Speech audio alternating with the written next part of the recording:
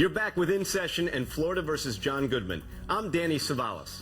The prosecution says the accident that killed 23-year-old Scott Wilson occurred because Goodman was driving drunk. But Goodman's defense says, nay, nay. It was his $200,000 Bentley. That's what malfunctioned, and it's the real reason for the crash.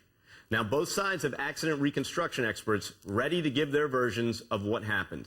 But joining me now to discuss what they might say is criminal defense investigator, the great Charles Mittelstadt. Welcome back, Charles. Nice to see you here. Great to see you, Danny. I have to ask you, when it comes to accident reconstruction, from beginning to end, you get a case like this, what is your battle plan from the beginning in terms of reconstructing the accident?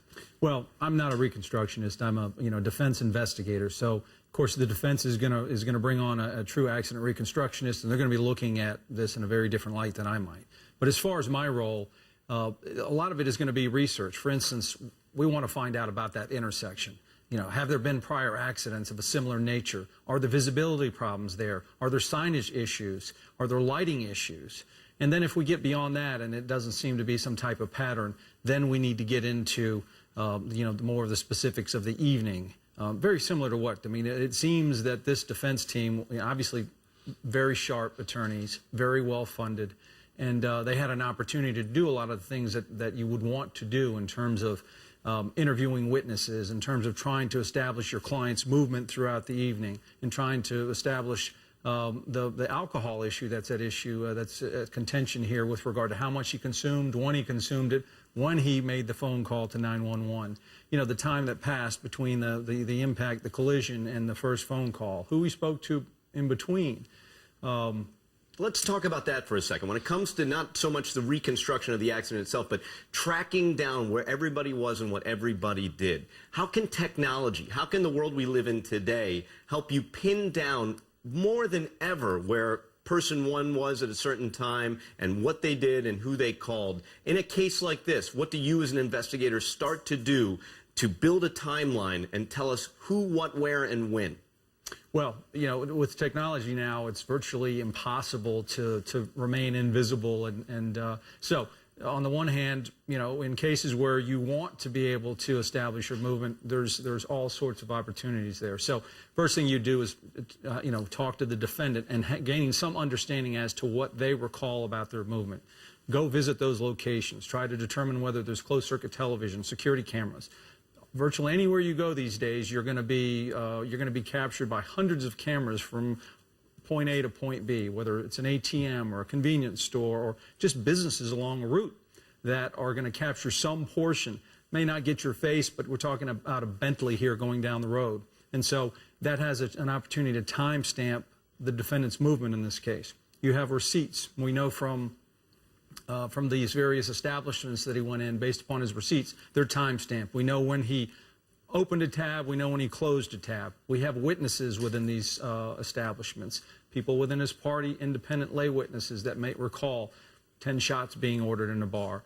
The cell phone now, and this is an interesting thing in this case, Danny, with regard to his cell phone. Presumably the battery died.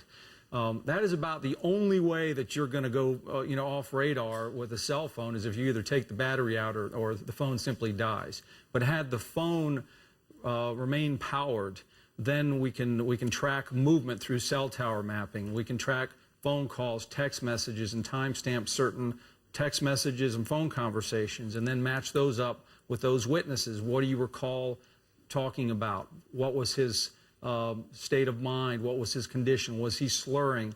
Did he happen to say where he was at that time? I mean, there's an unlimited amount of things that you can do. And just with that technology, we can begin to piece together, we can recreate what happened that night. Going to the car, I want to talk about the event data recorder in some of these high-end cars. Now, I have to warn you, we had George Stein in here earlier talking about blood alcohol measurements. I need a nap. All right, some of this science is a little beyond my pay grade, and now I'm afraid we're going to get right back into something that's going to make me a little woozy. But there is a lot of science on the way when it comes to these high-end cars, event data recorder. It's not like your run-of-the-mill Ford Pinto or your AMC Gremlin. These cars have some pretty high-tech stuff, and we're going to see a lot of that. Tell us about that. Well, first of all, the stuff that George gets into with regard to blood alcohol is critical to these cases. So while it may be boring, it's that kind of nuts and bolts stuff. It's not boring. I can't follow half of it. It's pretty complicated stuff. Right. But with regard to the event data recorder, it's actually something. It's not unique to Highline cars, by the way. And when you say Pintos, you're really dating yourself. But it's something actually since 1996. That's really when event data recorders started being installed in vehicles. And now over 85% of the cars that are manufactured have an event data recorder in it. It's a black box. It's the same type of technology that that we've always heard about, black boxes in airplanes. And what it doesn't, it continuously records, but it doesn't maintain a stream of recording. It essentially records just the last few seconds before an impact. And so what it's going to record is the speed. It's going to record whether a airbag was deployed, whether a seatbelt was in use, any kind of malfunctions that were going on, like a throttle issue in this case. Interestingly, the prosecution on rebuttal called their expert, I'm trying to recall his name, Thomas Livernoy. Right. And he had a differing opinion. He took exception with regard to the defense expert's interpretation of that trouble code that he read.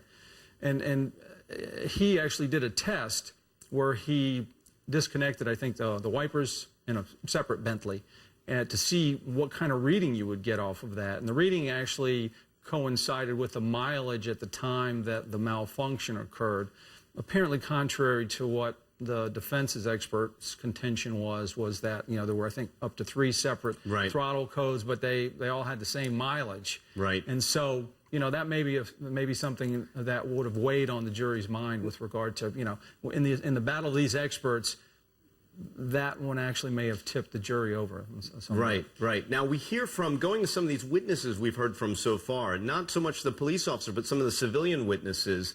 Finding out about a witness is really an important part of the trial, backgrounding them and possibly getting their interviews. And I don't think the public generally appreciates how difficult it is for an investigator to track down a witness, knock on their door, and get them to talk to you. Tell us about how difficult that can be. Yeah, I mean, it can be very difficult, and it requires finesse, it requires persistence, it requires a lot of things. But generally speaking, the success rate's pretty good. And if you appeal to someone's sense of decency and the importance of them cooperating in an investigation, whether it be, if it's the truth, and this is what I tell witnesses who may be reluctant. If it's the truth that you're offering, then it's not reserved for the prosecution. It's not reserved for law enforcement. If that's what you really are offering, then you ought to be willing to tell it to anybody. And so, the first thing you start out with is by evaluating, doing an analysis of, if you have 2 or 3 witnesses that are saying the same, that are essentially offering a similar perspective, were they in a position to offer that testimony? Is their testimony consistent vis-a-vis one another? If you start to see some issues there, then you start to have to question whether whether there's some type of cross-contamination that occurred, whether some of it's firsthand, some of it's secondhand, some of it's getting mixed up. A lot of background work that goes in. Thank you, Charles Mittelstadt, the great Charles Mittelstadt, joining us.